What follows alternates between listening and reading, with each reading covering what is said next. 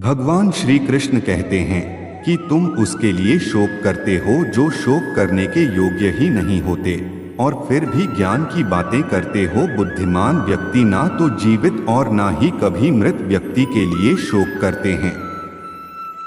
भगवान कृष्ण की इन्हीं बातों के साथ आज की वीडियो शुरू करते हैं। जय श्री राधे कृष्णा।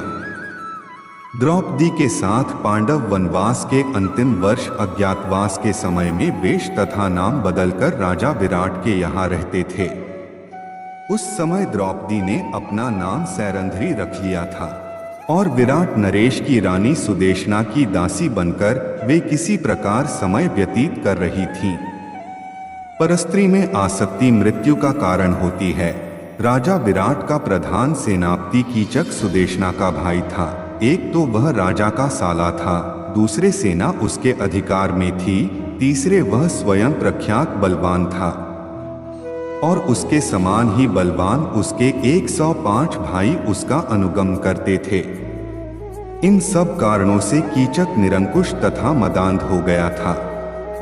वह सदा मनमानी करता था। राजा विराट का भी उसे कोई भय या संकोच नहीं था। उल्टे राजा ही उससे दबे रहते थे और उसके अनुचित व्यवहारों पर भी कुछ कहने का साहस नहीं करते थे।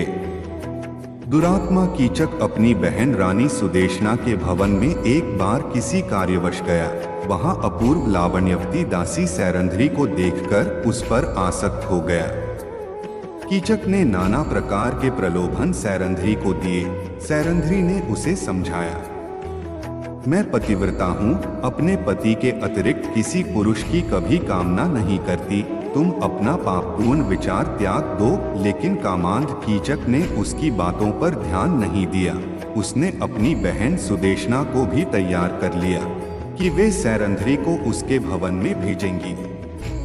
रानी सुदेशना ने सैरंध्री के अस्वीकार करने पर भी अधिकार प्रकट करते हुए डांटकर उसे कीचक के भवन में जाकर वहां से अपने लिए कुछ सामग्री लाने को भेजा।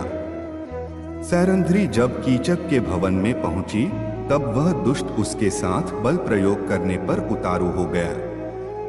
उसे धक्का देकर वह भागी और राजसभा में पहुंची, परंतु कीचक ने वहां पहुंचकर राजा विराट के सामने ही उसके केश पकड़कर भूमि पर पटक दिया और पैर की एक ठोकर लगा दी। राजा विराट कुछ भी बोलने का साहस न कर सके। सैरंध्री बनी द्रौपदी ने देख लिया कि इस दुरात्मा से विराट उसकी रक्षा नहीं कर सकते। कीचक और भी धृष्ट हो गया। अंत में व्याकुल होकर रात्रि में द्रौपदी भीमसेन के पास गई और रोकर उसने भीमसेन से अपनी व्यथा कही। भीमसेन ने उसे आश्वासन दिया।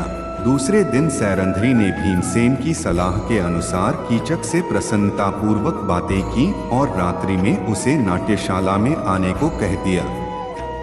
राजा विराट की नाट्यशाला अंतपुर की कन्याओं के नृत्य एवं संगीत सीखने में काम आती थी। वहां दिन में कन्याएं गान विद्या का अभ्यास करती थीं, किंतु रात्रि में वह सूनी रहती थी। कन्याओं के विश्राम के लिए उसमें एक पलंग पड़ा था। रात्रि का अंधकार हो जाने पर भीमसेन चुपचाप आकर नाट्यशाला के उस पलंग पर बैठ गए। कामांध कीचक सज-धज कर वहां आया और अंधेरे में पलंग पर बैठकर भीमसेन को सैरंध्री समझकर उसके ऊपर उसने हाथ रखा। उछलकर भीमसेन ने उसे नीचे पटक दिया और वे उस दुरात्मा की छाती पर चढ़ बैठे। कीचक बहुत बलवान था। भीमसेन से वह भिड़ गया।